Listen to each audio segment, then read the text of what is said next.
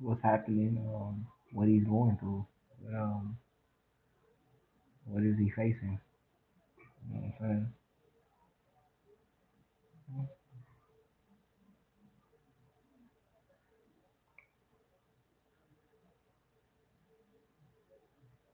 Mm.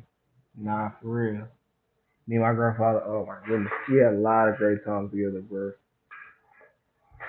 A lot of great times. That's how I learned how to really with him. That's how I learned my first like pallet business. Like his name was Mr. John. I'm